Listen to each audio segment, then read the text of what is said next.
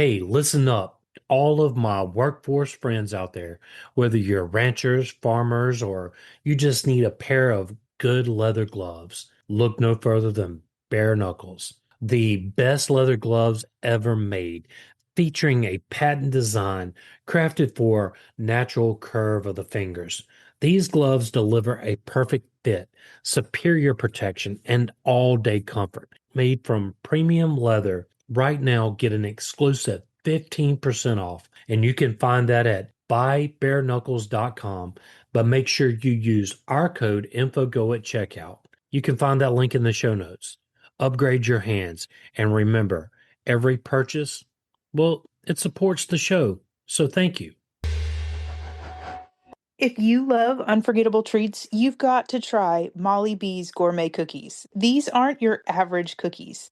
Molly B's brings bold, artisan crafted cookies straight to your pantry. We're talking chocolate, cherry, and amaretto and be cordial.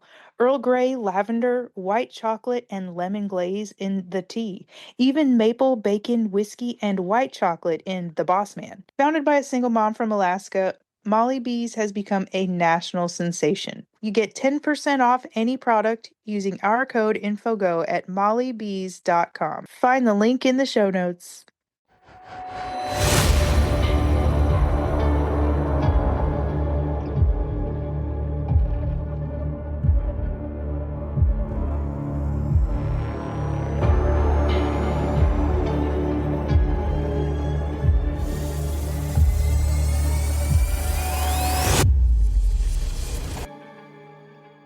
Welcome to the podcast. I'm William, And I'm Kat, and that makes this Info on the Go. feeding your curiosity with every show.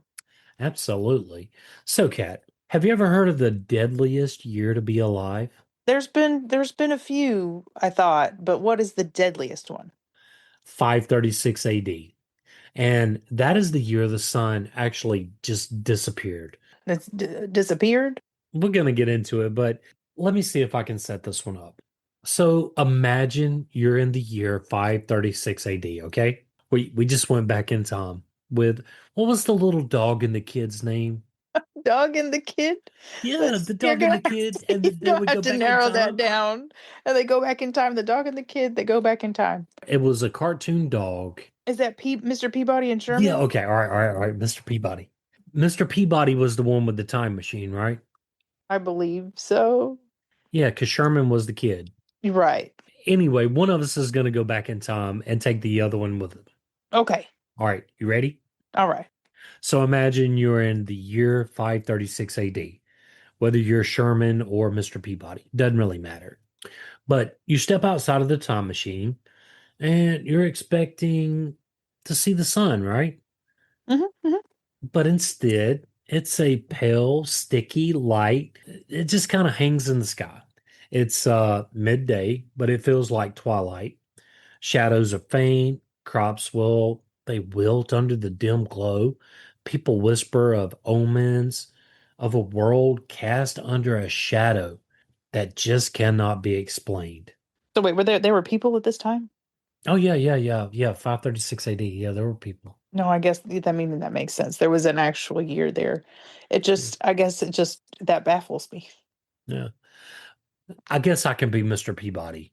Okay. I feel more like the dog, Y- with the glasses and stuff and Yeah, no, I feel like I'm along for the ride with you. Okay. Most definitely I'm just the one tagging along here, Oh my trying to keep gosh. up. Maybe we're Um, both Mr. Peabodys and the listeners, Sherman, and they're trying to keep up with the both of us. oh, breaking the fourth wall. Third dimension. Anyway, let's get back to this. I don't know. We're not even breaking any kind of walls. We're not even in a dimension. We're just voices. At this point, I feel like it. Fair enough.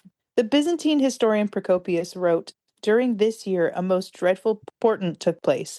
The sun gave forth its light without brightness, and it seemed exceedingly like the sun in eclipse, for the beams it shed were not clear. He noted that his darkness persisted for almost an entire year, altering daily life in Constantinople and the wider Eastern Roman Empire. Other chroniclers mentioned colder temperatures, failing crops, and general unease among the population.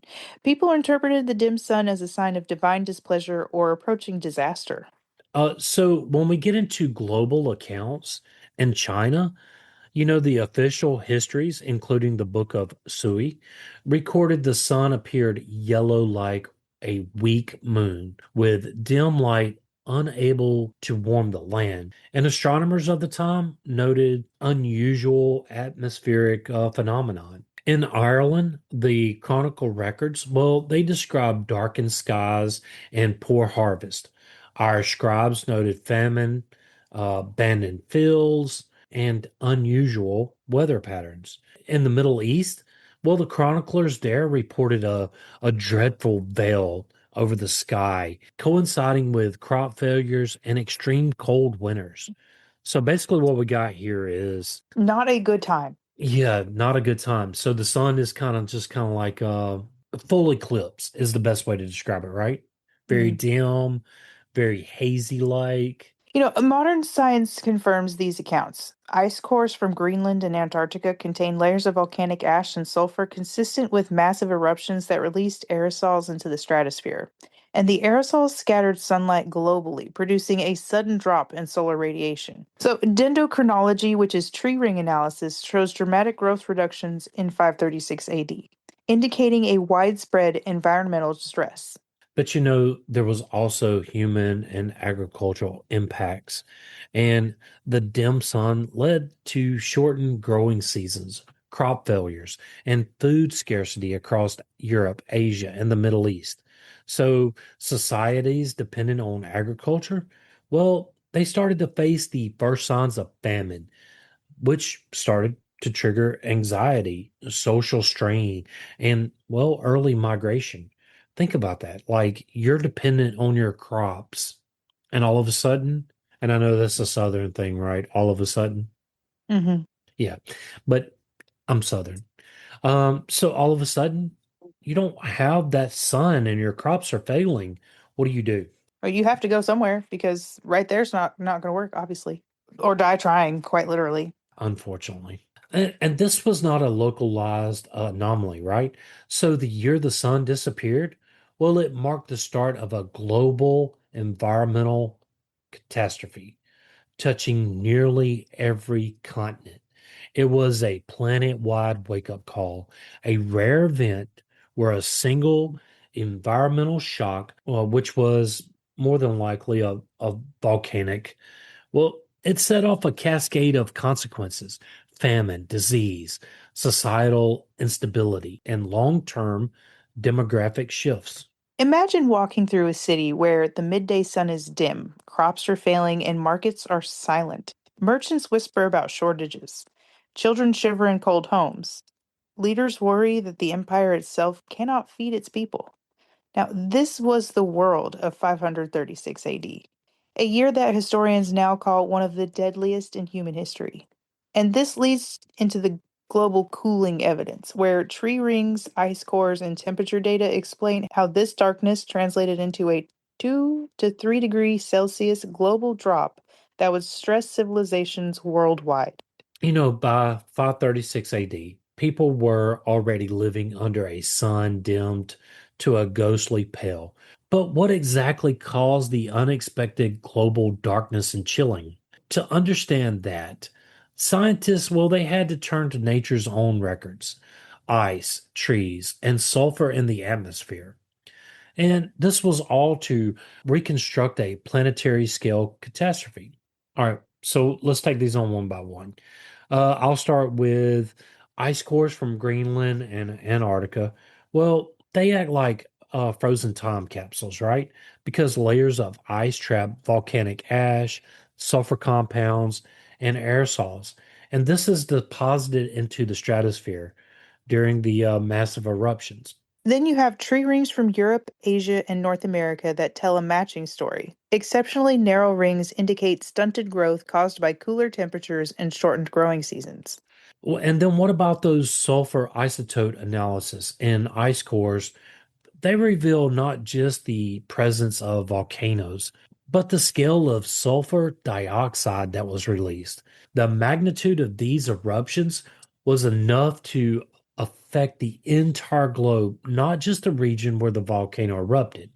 And evidence points to multiple eruptions, possibly in Iceland, North America, or Central America. And scientists are still working to pinpoint the exact volcanoes. But the global impact, well, that is unmistakable. When a massive volcano erupts, it injects ash and aerosols high into the stratosphere, above weather layer where they can linger for years. These particles reflect sunlight back into space, reducing the energy that reaches the Earth's surface. Temperatures drop, crops fail, and weather patterns shift. The Earth wore a dusty winter cloak, thin enough to let light through, but thick enough to chill everything below. Unlike local storms, this is a planet wide phenomenon affecting both hemispheres simultaneously. So, Mount Tambora in 1815, well, it caused a year without a summer.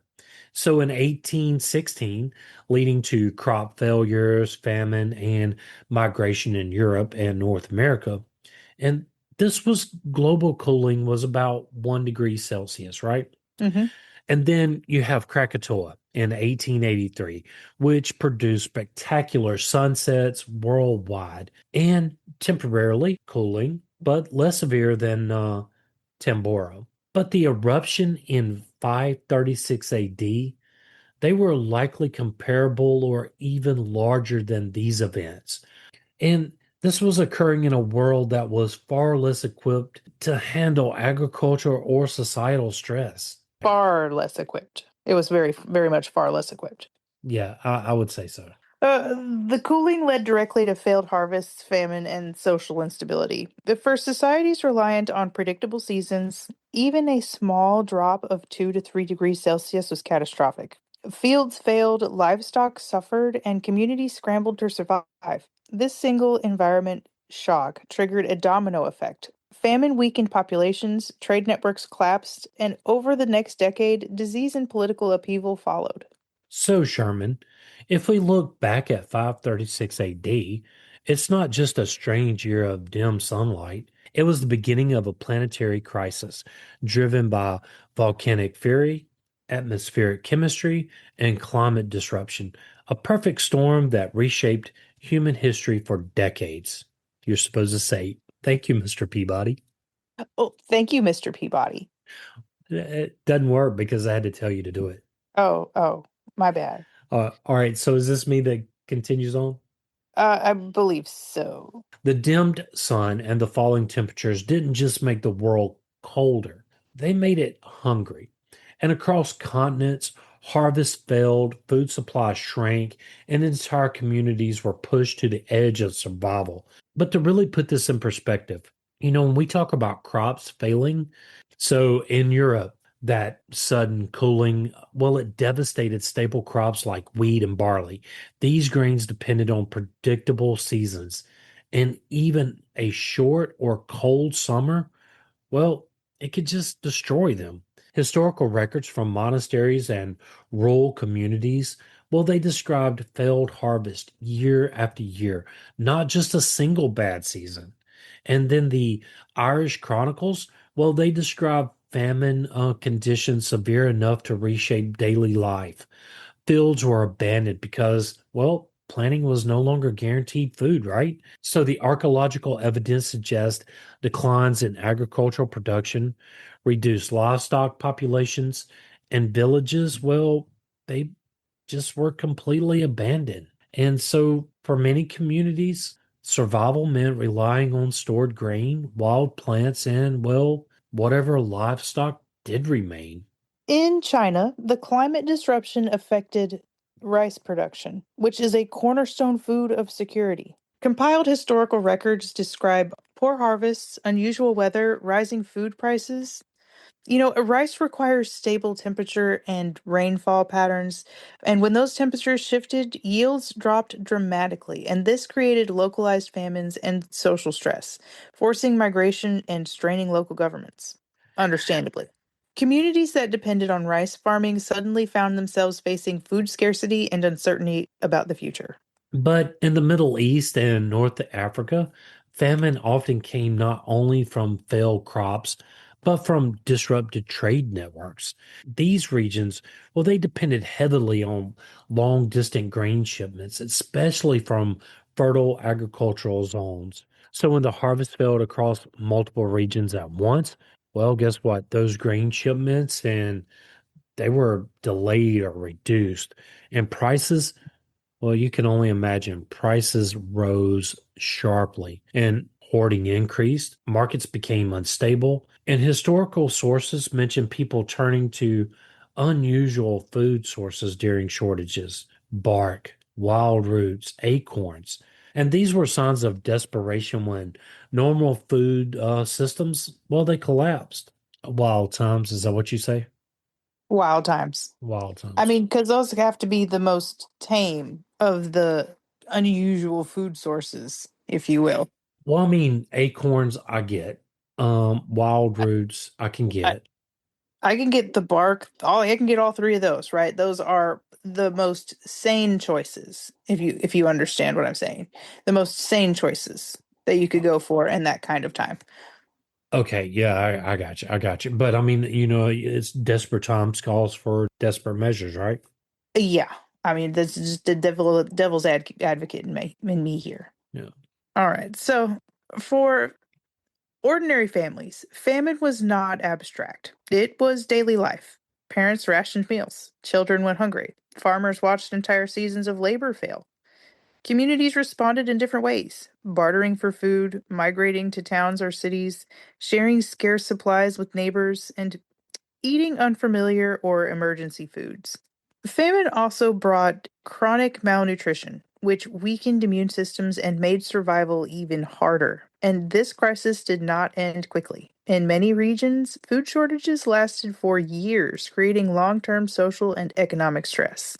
Yeah, you got to think. I mean, you're not eating properly. You're getting sick. Yeah, this is definitely probably one of the worst years to be alive, right? Definitely not a very fun one, that's for sure. No, because the disease, well, it followed the famine. And famine rarely travels alone. So when food disappears, well, disease it's not far behind. And malnutrition, well, it weakened the human body in several ways. The immune system, well, it became less effective. People became more susceptible to infection. Recovery from illness became harder because, well, you just wasn't getting that nutrients that you needed to help your body heal or overcome whatever infectious disease you had. And crowded cities, migration, and, well, disruption to sanitation systems, well, they further increased the risk of outbreaks. And by the early 540s AD, just a few years after the climate crisis began, the world faced another catastrophe. Well, not a, Jeez. So it's not just a bad year, a It's a, bad it's few a, years. it's a bad, yeah, it's about a few years. So around 541 to 542 AD, a devastating pandemic swept through parts of Europe, North Africa, and Asia. And this outbreak, now known as the Justinian Plague, is believed to have been caused by the bacterium Yersinia pestis, Awesome. You nailed it. the same organism responsible for the later Black Death. The plague spread along trade routes and port cities, moving through interconnected societies already weakened by famine and instability. The plague spread along trade routes and port cities, moving through interconnected societies already weakened by famine and instability. So, major cities, including Constantinople, were hit especially hard. The historical descriptions include streets filled with sick, which is probably every kind of bodily fluid you could imagine. I can't, no, I don't want to imagine. Okay. I do not. I'm sorry. I think at this point, the terrarium is not looking too bad. They probably didn't even have that. Like, we're talking failing sanitation systems, and I'm over here wondering what sanitation systems they had in AD. But I'm thinking, I think I would rather go to Rome and deal with the terrarium than I would to deal with this. Oh my God. I mean, maybe, but Rome might have just been, I mean, didn't Rome and Uh, Constantinople were not that far apart. I know, but I'm just saying, I mean, if I had to deal with the famine or, you know, yeah, But I mean, if I had to they were probably choose, dealing with that same stuff, though. yeah, okay, fair enough. You know, burial systems were overwhelmed. So that sounds like even less fun. All right.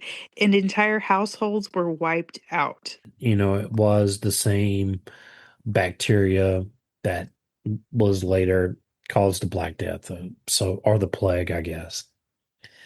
But estimates suggest the plague may have killed 25 to 50 million people over several decades, making it one of the most deadliest pandemics in human history. 25 to 50 million people. That's that's got to be a light compared to how many people were around at the time. I mean, you have to think Constantinople and everything else. It was that the Byzantine, that was a very large empire there for a while. Yeah, I mean, think about this. Some cities lost a third of their population, a third or to half of their population. Villages were abandoned, farms were they just went unattended. And trade, well, it kind of came to a standstill. And the population losses, well, they deepened the economic and social damage already caused by the climate crisis. So, yeah, I mean, it was devastating. Imagine living through this period. First the crops fail, then food disappears because the crops are gone. Yeah, for Yeah, sure. then disease spreads through weakened communities. I mean, that just it sounds like not a time I want to be in. Well, think about that. I mean, your crops fail, your livestock are dying because you can't feed them, and then you're getting sick because your immune system, well, it's weakened. Yeah, it definitely would not be a good time. Mr. Peabody, this is awfully dark for Sherman. Are we sticking through this through the whole thing? Okay. I mean, you kind of you brought it back, and I was like, do I keep going here? Because at this point, I'm like, dang, I don't know if this is this rated, Mr. Peabody and Sherman? This this is getting pretty like I don't know if Mr. Peabody's going to show Sherman the dark side of history. Okay, But he should always show the dark side. I mean, I agree. Otherwise, history's doomed to repeat itself. Absolutely. Families lost parents, children, and neighbors in rapid succession. Entire communities were left struggling to rebuild. I mean, if the entire family wasn't gone at one go. For many survivors, the world must have felt permanently changed. Absolutely colder, emptier, and very much uncertain. So, Sherman, the darkness of 536 AD did more than dim the sun. It set off a chain reaction, famine, disease, and population collapse that would reshape societies for generations. But Sherman, before we get into societal and political impact, we should take a small break. What do you think? Oh, sounds good to me. We'll be right back. Coke. Pepsi. All right, so now that we're back, so when crops fail and famine spreads, well, the crisis doesn't stay in the fields. It reaches governments, armies, cities, and entire political systems. And the events that began in 536 AD, well, it tested the strength of societies across continents because governments, well, they started to struggle to maintain order as food supplies, well, dwindled. Well, rulers faced an urgent problem. How do you feed your population? And how do you prevent unrest? And in many regions, well, governments attempted emergency measures, food rationing, importing grains from distant regions, price controls to prevent, well, profiteering or price gouging, and distribution of stored grain reserves. These efforts often help temporarily, but they cannot fully compensate for years of poor harvest. And when food becomes scarce, social stability becomes fragile. Hunger can quickly turn into unrest, migration, or even rebellion. Hmm. Well, the Byzantine Empire, ruled by Emperor Justinian I, faced particular strain. Justinian was in the middle of costly military campaigns to reclaim former Western Roman territories, including parts of Italy and North Africa. But famine created new problems. Agricultural production declined, tax revenues fell, food shortages affected cities and armies, and military recruitment became more difficult. An empire dependent on taxes from farming communities suddenly found its economic foundation weakening. Maintaining roads, fortifications, and armies became increasingly difficult at exactly the moment stability was most needed. In parts of Europe, local landlords, well, they struggled to maintain authority as peasants faced hunger and uncertainty. Some rural families, well, they abandoned farms, moved toward towns and fortified settlements, sought protection or food from local rulers. And this migration, well, it placed new pressures on towns and cities, which had limited food supplies of their own. So urban centers, well, they became more crowded. Their supplies were shrinking. This was a dangerous combination during a time of famine and disease.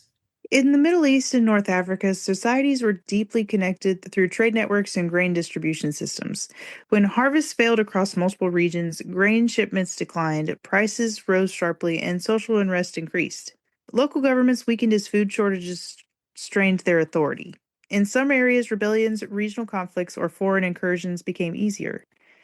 Because famine had already destabilized communities, food scarcity often translates directly into political vulnerability. So farming was the backbone of early medieval economies. So when harvest failed repeatedly, the tax systems they were weakened and military funding, well, it declined and trade it slowed. So local economies it shrank. So the crisis created what historians sometimes describe as a perfect storm of environmental and political stress. Archaeological evidence, well, it supports the picture of abandoned villages, underused farmland, and declining settlement density. So these signs suggest population decline, migration, and economic contraction across multiple regions. So close your eyes for a moment and imagine living in a year without a proper summer. The sun rises, but it gives little warmth. Cold wind moves across empty fields, and the harvest you depended on never came. Stay with us. We'll be right back.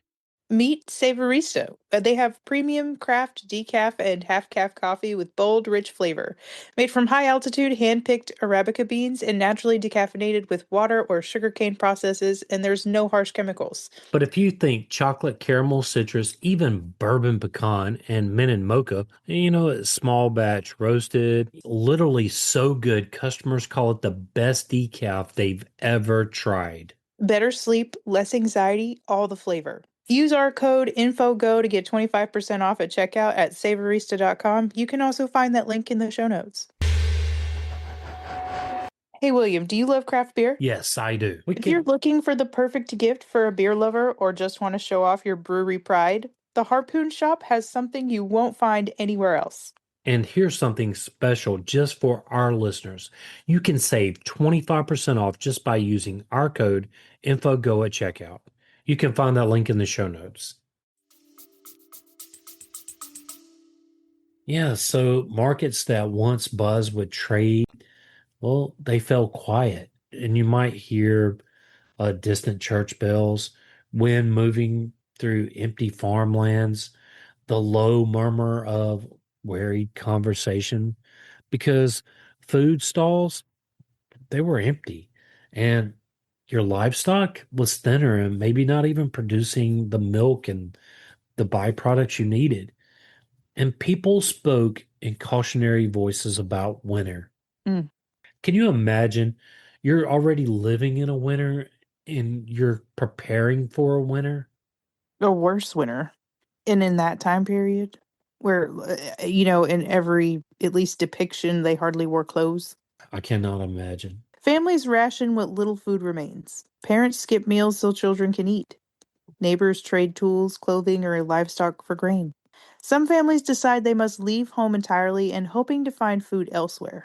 Migration becomes a survival strategy, but also means uncertainty and loss. And this is what famine feels like. Not just hunger, but fear of what tomorrow brings. Think about that. Like you're leaving your home because you can't provide for your family into the unknown, and you still don't know if you're going to be able to provide for them. Right. And hopefully before wintertime and nobody falls and gets hurt and gets sick or something. Scientific evidence suggests climate disruption lasted between 10 to 15 years. And part of what historians and climatologists call the late antique little ice age, which tree ring and ice core evidence indicates continued cooling, repeated volcanic activity, unstable weather patterns, intermediate crop failures. This was not a single bad year. It was a prolonged environmental crisis. So maybe we should change the title of this to be a prolonged environmental crisis to be alive. Yeah. Yeah. I, I think we're just going to That, keep the title the same now, but we missed a good title. we did. I mean, we absolutely did because I mean, it wasn't just a bad year. The It was deadliest decade to be alive. absolutely a deadliest decade to be alive. Like, oof. Across multiple regions, archaeologists see signs of long-term disruption. Abandoned farms in Scandinavia, declining rural settlements in Mediterranean, and reduced agricultural activity in North Africa. And these changes suggest that famine and population loss reshaped where and how people lived. You know, the historical chronicles from multiple civilizations during this time, well, they describe a time of darkness. You know, writers in the Byzantine territories, Ireland, China, well, they've all recorded unusual skies, cold weather, hardship. And many people, well, they interpreted these events through religious or spiritual frameworks, seeing them as omens, divine punishments, signs of transformation. These interpretations, well, they help communities make sense of suffering during a time of uncertainty. Dang, it's kind of sad. It is kind of sad. You know, it's kind of crazy just going back through history at this point and seeing all the devastation that humans have lived through in general. Why is this the worst decade to be alive? If you had to choose the worst few years in human history to be alive, maybe historians would argue that 536 AD would be near the top of the list. Not because a single disaster, but because of several disasters happening at once. First, the sun dimmed after massive volcanic eruptions filled the atmosphere with ash and sulfur. Then came global cooling, dropping temperatures enough to shorten growing seasons across continents. And then that cooling triggered crop failures and famine. Famine weakened populations, making them susceptible to disease, including the devastating plague that followed just a few years later. And all of this unfolded while governments struggled to maintain economic stability and political order. It was a chain reaction of catastrophe. And what makes this period so remarkable is just how much evidence we have from completely different sources that tell all the same story. Scientists have found confirmation in ice cores, tree rings, and archaeological sites where farms and villages were abandoned. And meanwhile, historical writers across continents, well, they describe the same things: darkened skies, failed harvest, hunger, social disruption. These independent lines of evidence all converge on the same conclusion. Something extraordinary happened in the mid 6th century. Historians like Michael McCormick argue that the period between roughly 536 and 545 AD may have been one of the deadliest stretches of time for human populations in recorded history. Entire regions experienced population decline, economic contraction, political instability, and long term demographic change. And what makes this story especially powerful is the interconnectedness of everything. Climate affected agriculture, agriculture affected health. Health affected economies, and economies affected politics. One environmental shock rippled outward through every layer of society. So 536 AD, well, it reminds us that civilization depends on systems that must work together. Climate, food production, trade, governance, and public health. So when several of these systems fail at once, well, the consequences can be profound. But the story of 536 AD is not only about collapse, it's also about survival. Communities adapted. Some migrated, others changed farming strategies, governments experimented with relief efforts, and trade routes eventually recovered. Human societies proved fragile, but also resilient. Even after famine, plague, and climate disruptions, civilizations endured and rebuilt. That resilience is just as much a part of this story as the disaster itself. So, was 536 AD the worst year to be alive? Well, for many people across Europe, Asia, and the Middle East, it may have felt that way for sure. A year when the sun dimmed, harvest failed, and the future seemed uncertain, but it also became a lesson written into history. It reminds us how vulnerable human societies can be and how important preparation, adaptation, and cooperation are when unexpected things happen. Yeah, I don't think I would have wanted to live during that time. No. So I do think 536 would have been the deadliest year to be alive, and then every year after that till about 550 AD. Well, thank you, Mr. Sherman, for Well, bringing me on that well, wild no, no, no, no, ride. no. I'm Mr. Or, Peabody. yeah, that's what I meant to say. You're Sherman. I'm Mr. Peabody. Let's get this right. Mr. Peabody. Well, thank you, Mr. Peabody, for taking me on that wild ride of sadness. But I mean, there's always fresh growth after a forest fire, right? I didn't mean for this to be a dark ride for us. I just wanted to kind of explore something through history.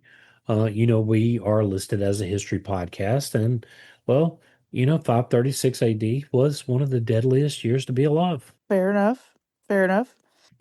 But if you would like to support this podcast, tell a friend and help get the word out. If you would like to help us keep the show going, you can do so at Patreon or clicking one of the links in the show notes and buying from one of our sponsors. William and I want to thank you for listening. Whether you've been with us from day one or just tuned in, we want to say thank you, the listener. Join the Facebook group at Info on the Go Over there, you can share with us your show ideas. or ask us a question. But whatever you do, stop right now and hit that follow button wherever you're listening to this podcast. Send us a text using the link in the show notes or leave a review. It really does help others find us. But if you would like, you can email Kat and I directly at infoonthegopodcast@gmail.com. and you can find that link in the show notes. Till next time. Stay curious.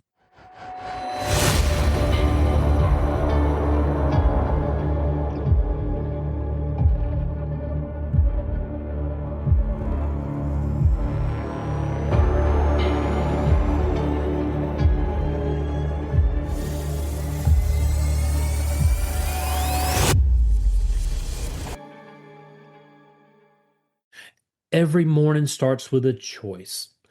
Don't settle for just coffee. Rise up with strong coffee. Meet the world's strongest cup of joe. Strong isn't just a drink, it's a movement.